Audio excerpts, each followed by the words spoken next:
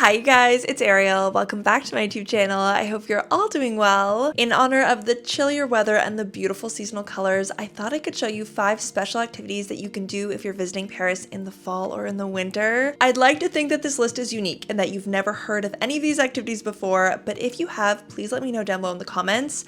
And if you've done them, I want to know what you think. If you're looking for more tips from me, you have my guides and my consultation calls on my website, arielleinparis.com. Now without further ado, let's head out into Paris. Our first stop this morning is Montmartre, and Montmartre is always beautiful, don't get me wrong, but it's most beautiful in the fall and at sunrise, which at the moment is about 8 in the morning. The first thing you'll notice if you visit Montmartre at this time is that there are no crowds and no one trying to sell you things or attach friendship bracelets to your wrist. You can walk up the stairs and through the parks in total tranquility with just a couple tour groups and chirping birds for company. Once you get to the top, just below the steps that lead up to the Basilica of Sacré Coeur, you can enjoy a breathtaking view of the Paris rooftops, which is spectacular in the morning fog.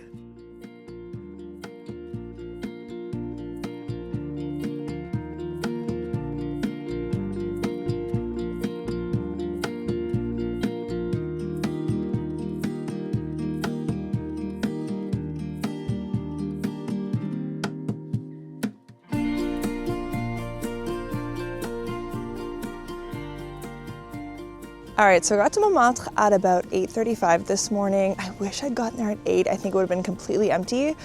We are going to circle back and go to the Basilica de Sacré Coeur, but I wanted to see what the Place du Tertre looks like at 8:55 in the morning, which is the time exactly right now. Now, if you aren't familiar with the Place du Tertre, this is the iconic square in Montmartre, home to Paris-themed cafes and bistros, and where you'll find local artists painting portraits. What you'll see in these clips is rare. Typically, the square is very crowded during the day. There are many different aesthetic and Instagrammable cafes that draw in a lot of tourists to this area. What I found interesting visiting so early in the morning is that a lot of the artists don't live in Montmartre. I don't know why I assumed this, but as I was getting off the metro, so were the artists, carting their supplies with them. It was a very beautiful and real way to watch the artists. I'll admit that when I walk through the Place du Tertre, the mass tourism is a bit disturbing and it's easy to disregard this square as simply a tourist trap. But seeing the artists walk along the cobblestone roads of Montmartre to set up in the empty square gave me a new perspective, which I'm really grateful for.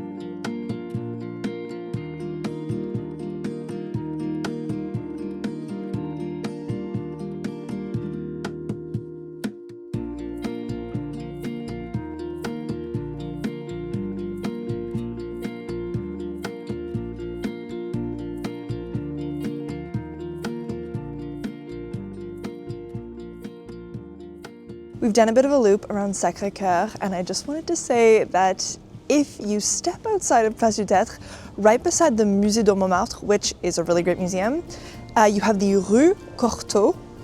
I'll put the name on screen so you guys know, but it's a really beautiful street to walk down, especially now in the fall. You have all the leaves. They're all the different colors, reds, yellows, greens, and it's pretty rare to see that kind of pop of color in the fall in Paris. A lot of the trees just turn green and then brown. So yeah, definitely not a street that you want to miss. We're gonna head back now to the Basilica, and I'm hoping there's no line. On their own website, they say that there's pretty low foot traffic up until about 10 a.m. and it's like 9:15, so we should be good. And I can confirm that we were in fact good arriving at the Basilica around 9:15. There was no line, I was able to just walk in.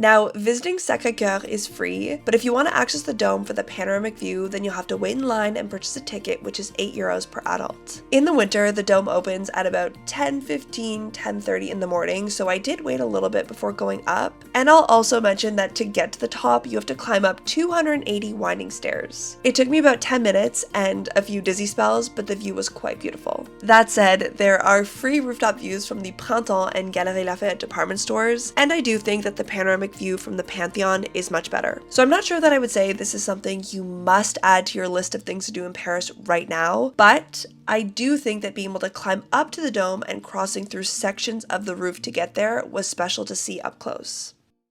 A few hours and an outfit change later, we're off to our next fall and winter activity, which is a speakeasy.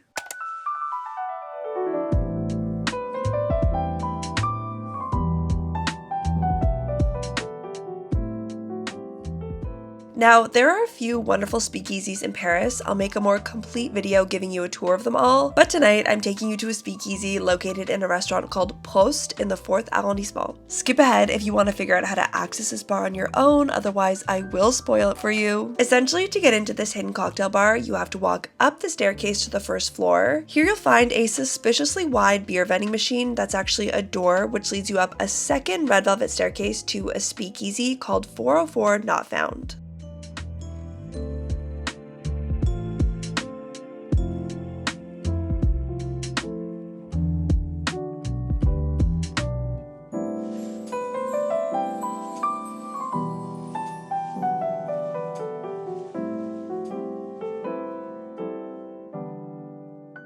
This is a very cozy bar with creative cocktails. Laura and I sampled a few. The blue cocktail was pretty cool with the bubble decoration. This one is called the Blue Screen of Death. But our favorite by far was the Pornstar Martini, which had hints of vanilla and pineapple. Each cocktail was about €15, and if you don't find anything that you like on the menu, the bartender will happily concoct something unique to your specific tastes.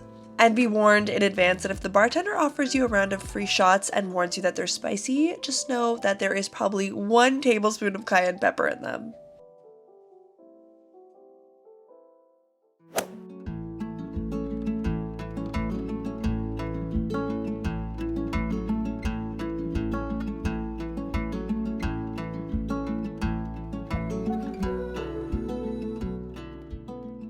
All right, our next stop is in the 20th arrondissement. I'm taking you to Père Lachaise, and we're gonna go on a guided tour of the cemetery.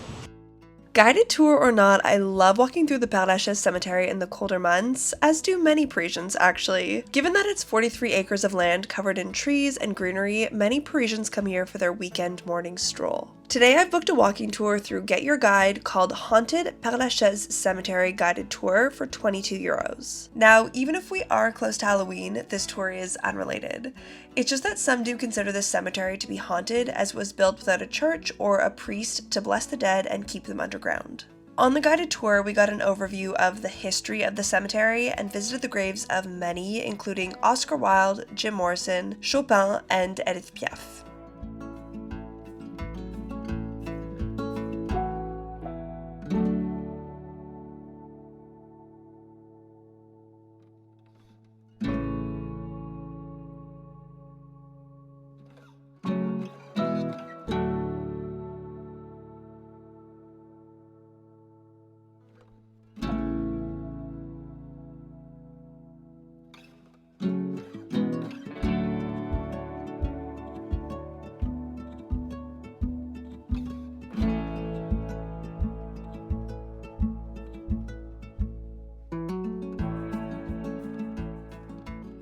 As we were walking through, the guide explained to us that the lower section of the cemetery is where you'll find the oldest burial sites, and that's why as we started walking in this area, we found more trees, uncut grass, tombs covered entirely with vines, and winding passageways around each grave. This contrasts with the graves from the 20th and 21st century from the upper levels.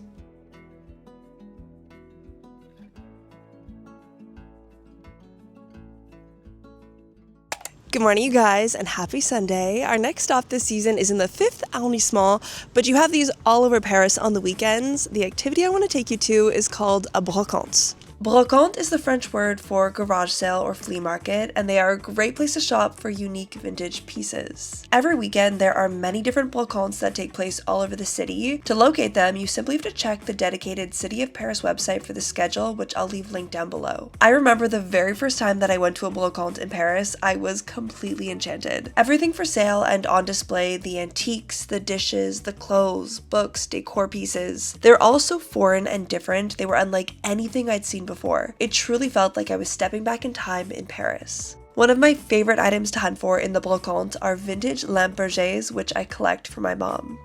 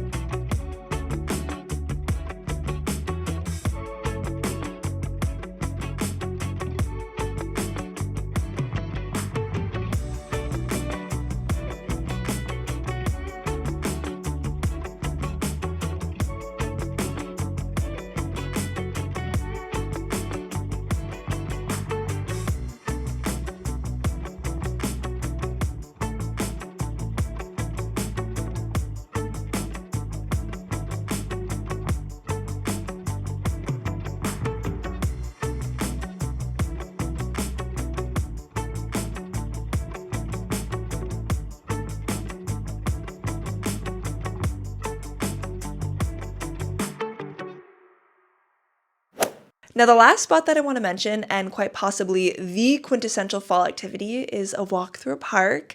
And there are many beautiful parks around Paris. You have the Luxembourg Garden, the Tuileries Garden, the Botanical Garden, the Palais Royal Garden, which is one of my faves. But you guys know me, I like to show you areas in Paris that you can't easily find by Googling best parks in Paris. And so the hidden trail that we'll be walking today is called La Coulée Verte.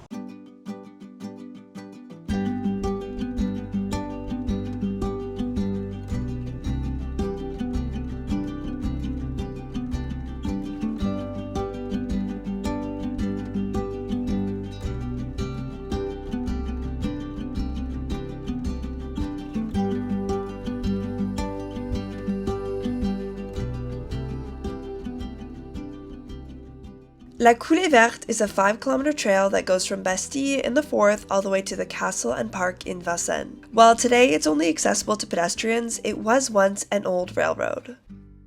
What I love about this hike is that it takes you through very diversely beautiful landscapes. You begin the trail high up along the old tracks, which gives you a breathtaking view of the Paris rooftops from a high vantage point.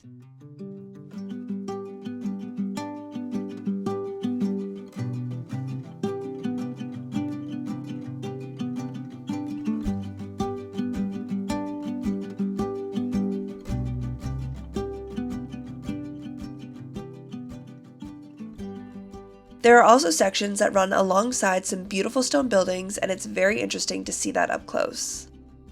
As you cross the footbridge, you can see the Jardin de Reuilly, which is a big park with plenty of spots to picnic or sunbathe. My favorite part of the trail is the Promenade Plantée. You feel so small walking through with the giant trees and vines overhead.